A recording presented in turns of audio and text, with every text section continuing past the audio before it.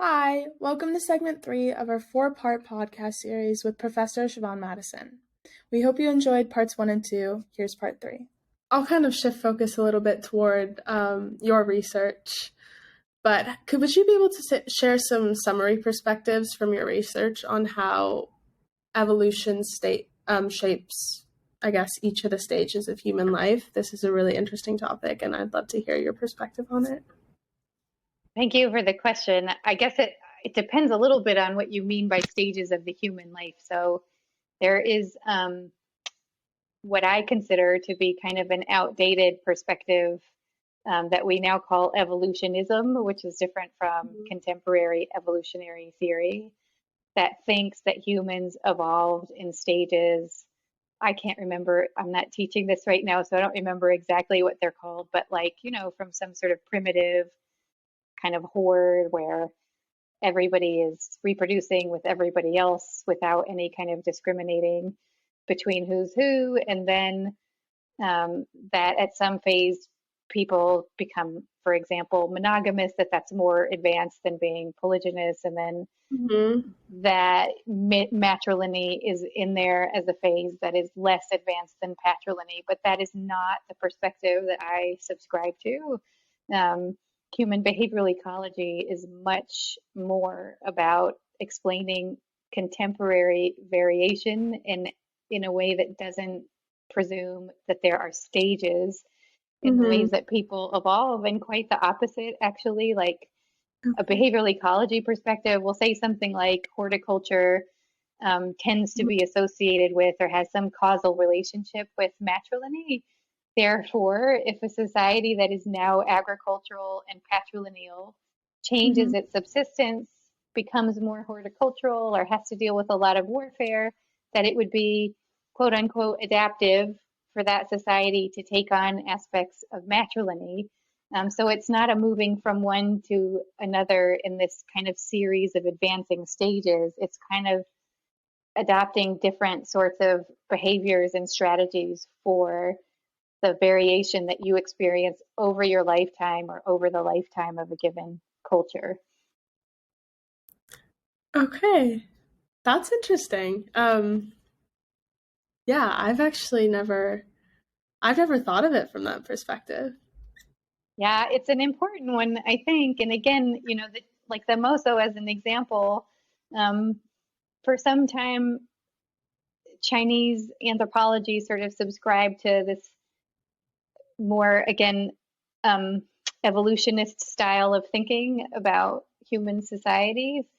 And as a result of that, the Mosuo people, because they were matrilineal, were sometimes described as living fossils, that they were sort of stuck in this form of societal organization that was inferior to a more patrilineal style. So I think there are real implications of that way of thinking in terms of how we describe people and the kind of stigma that might be attributed to the ways that they live their lives. And human behavioral ecology does not start or end or consider that kind of perspective at all when thinking about how people organize themselves. Okay, how would you say that the Mosuo tribe is matrilineal? How would you say that the role of women? How would you describe that role, that both on a macro and a micro level, so economic, family, trade, and even political matters as well? Thank you. Yeah, the Mosuo, I started working with the Mosuo in 2006, and I had read all of this stuff written by really famous scholars and things like that about the Mosuo. Everything I could get my hands on, I read, news items and whatever. And so I had this view of the Mosuo society as being one that was all about free love and kind of this utopia where everybody was like just living freely and really happily, kind of like what we probably envisioned in the 1960s or something like that. And in fact, when I got on the ground there and I started talking to people, like I was really surprised at how hard women were working, and actually about how similar it felt to me to, even the way that I didn't have kids at the time, but like the kind of organization that I had with my spouse at home, where I felt like and still feel like this, and I think he'd agree. He's a really great guy, but he is less organized, and I have to kind of take care of a lot of the bill paying and organize the cooking and all of this stuff. So, we have a very female-centered household in my household, and it's not like he doesn't contribute. He's super important, but I feel like sometimes I do a little bit more work, maybe. Um, and I think that's what it felt like to me there too, is that these women were in these positions where they were just organizing a lot of the labor and they're cooking and they're working in the fields and they just look really busy, honestly. Um, so I think I was initially like a little bit disappointed about that. But then as I worked there for longer and longer, I've also seen the ways that women are more in control of the resources that they have at their disposal. They make really important decisions that benefit them and their children and their families. They have a lot of social support. So in some really important ways, I think this they're a matrilineal culture, but there's a lot of autonomy for women and more social support than you might see in contexts where women don't live with their sisters, for example, right? Like that's a huge leg up, I think, right? At least if you get along with your sister, like that means that you've built this relationship with somebody for your whole life, and then you get to stay with that person and organize your families around that. I mean, that's a really big leg up, and that's definitely something I think that has a real impact on society and organization and things like that with them also. I don't know if that answers your question, but Yeah. I'm also curious, have you seen any specific evolutionary aspects that I guess are important to highlight within the tribe of the role of like um, how women played that role? honestly, I think about it less as an evolution. Evolution is a hard word in some ways because I think the ways that people interpret the word evolution again kind of implies this like advancing from one to the next. Mm-hmm. So that's not like when I'm, hanging out with the Moso day to day, I'm asking them a lot of questions and I'm maybe sometimes working in the fields and stuff with them. I don't like see evolution in action. I don't think I'm more the way that I think about evolution as a behavioral ecologist is, once I come back home and I've got all the data sitting in front of me, I've got like a whole range of hypotheses, and I try to ask whether the data fit this one versus this one versus this one, or some combination of all of them.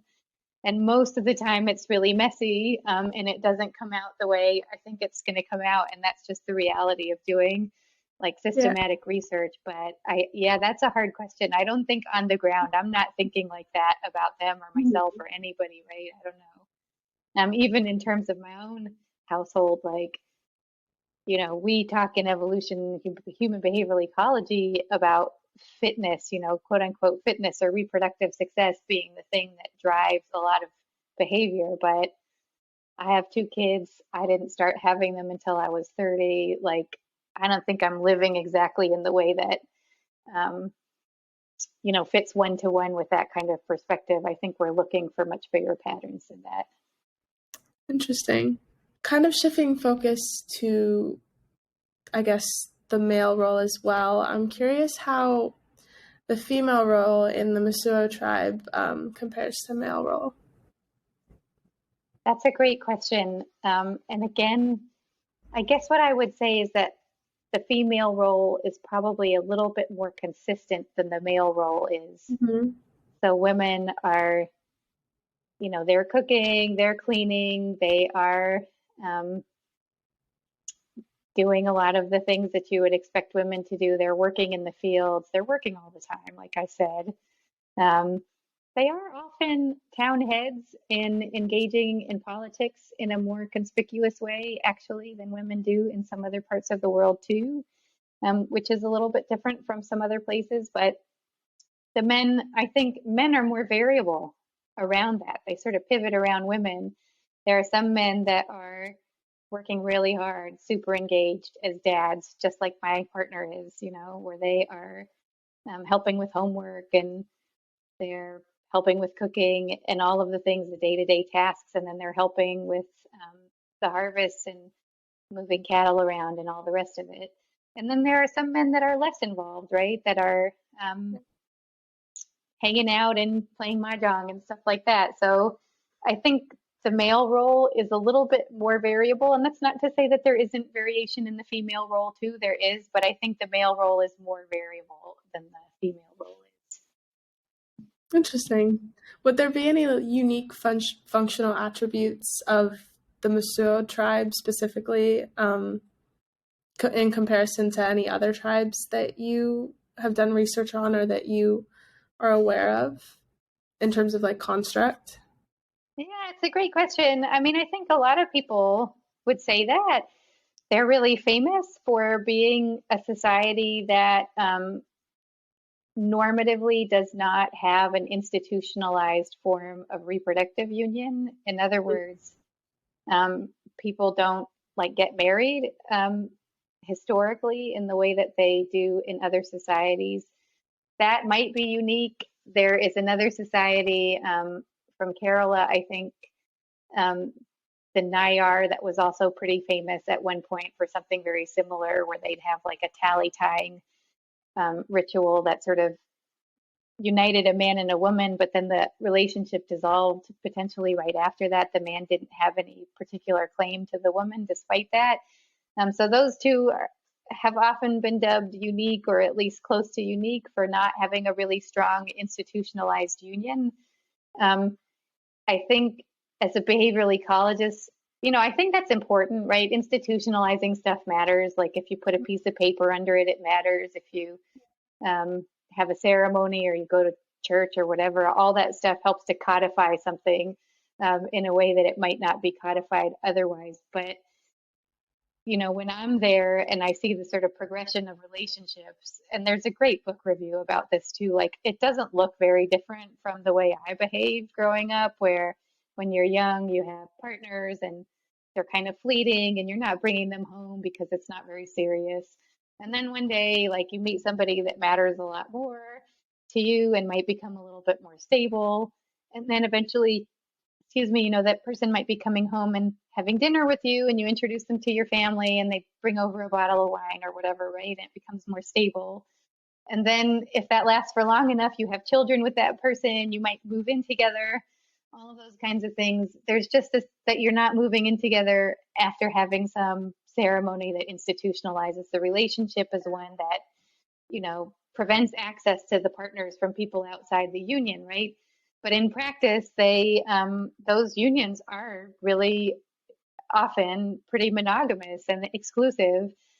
So I think, people are people are people. There's these minor variations in terms of the culture, but the way that other things happen is not so dissimilar to what we experience here. Now, one thing that I think, been really interested in is that they are a society that has like a pocket of patrilineal, um, several communities that are fully patrilineal that cleaved off, we think, from the matrilineal ones 500 or more years ago.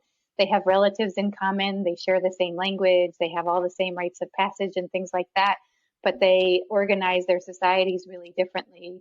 And that has allowed us to kind of create this contrast where a lot of other things sort of line up, but these differences in the ways that their families are organized means that we can try to ask questions about how that affects people's well-being, for example, or other sort of outcomes that are associated with social structure.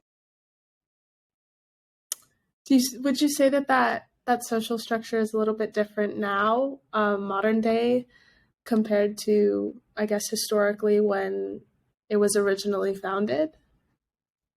I'm sure that's true, right? It's really hard for me to know for certain. And one thing I think that's so important in the way that we do our work as behavioral ecologists, and not that it supersedes what's been done before, because I think they're really complementary, but I think the quantitative data, that taking data across a whole bunch of different people, is so important because Yeah. it gives you a really different picture than one where you come in as an outsider and you write a 400-page book about all the things that feel really different to you compared to what you've been used to your whole life.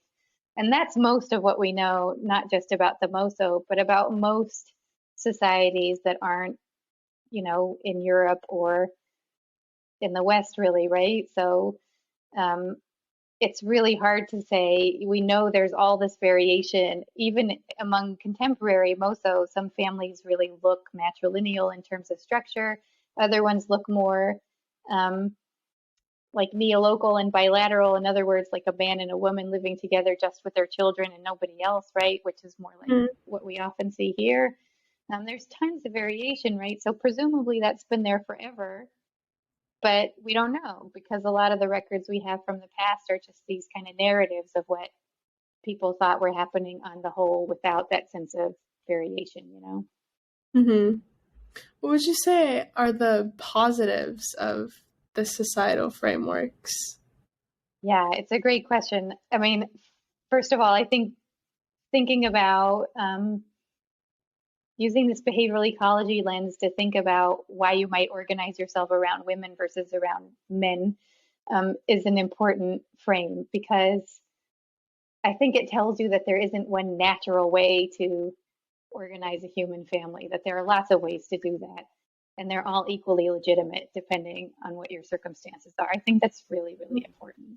Um, I think in terms of the data that we have and some of the things that have been suggested by prior researchers, we do have some evidence that whatever it is that in the Moso society, we don't know exactly what it is that creates this effect, but that the matrilineal women, that their health is better than women who are living under the patrilineal organization, that they have lower rates of hypertension and they have lower signals of inflammation, which are sort of associated with stress and things like that. So whether that's because they have more control over, you know, the resources or whether they have better social support or whatever, there is something about that societal organization that does seem to be benefiting women and not at the expense of men, which is really interesting. Like the men aren't doing worse in matrilineal, they're just that women are being brought up, I think,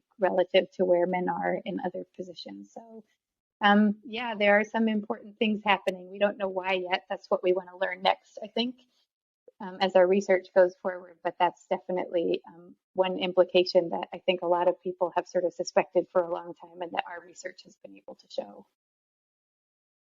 Do you know of any, like, I guess the biggest challenges this tribe has faced historically that may have, I guess, yeah, just challenges in general that that the tribe has faced? Yeah, I mean, the Moso at one point, this is I say, science is never fully divorced from politics, right? But at one point, because there was this overarching system of evolutionism that felt like monogamy was superior to stuff that wasn't monogamy. The Moso at least 3 times were forced into marriage. And that worked for some people, but it didn't work for some other people. And I have a colleague that does more of the qualitative interviewing in our research, but she describes, you know, asking people questions about that time period and then weeping during the interviews because they remember how awful it was to be taken away from their maternal kin and forced to marry somebody. Even though they might have had a relationship with that person, it's just not how they wanted to have it. So that period of 3, I think there were 3 separate forced marriage periods, and those were all, hey bud, pretty stressful. And again, this kind of stigma associated with being a quote unquote living fossil, I think that some of that persists into the present. Yeah. The Moso people are doing very well on the whole. Folks are so interested in the culture that there's been a lot of tourism um, drawn into the area, like ethnic tourism stuff, and a lot Mm-hmm. of folks have gotten very wealthy as a result of that. The infrastructure has gotten a lot better in recent years too. But I think there have been these sort of, you know, poignant moments in history where things have not been so positive, and some of that has really been oriented around outsiders wanting to come in and change the culture in ways that they felt were superior, but didn't work for the Moso people. That's interesting. Yeah, I don't know that I know a lot of that is actually not represented in the mainstream, so I would not have known that from just, I guess, researching the tribe in general. Yeah, And again, it's like, how much do you want to focus on that sort of thing? There's some really important lessons to be learned there, right? But I don't know if it's the kind of thing, like if I were a Mosuo person, is that the part that I would be sort of publicizing to everybody? I don't know. Mhm.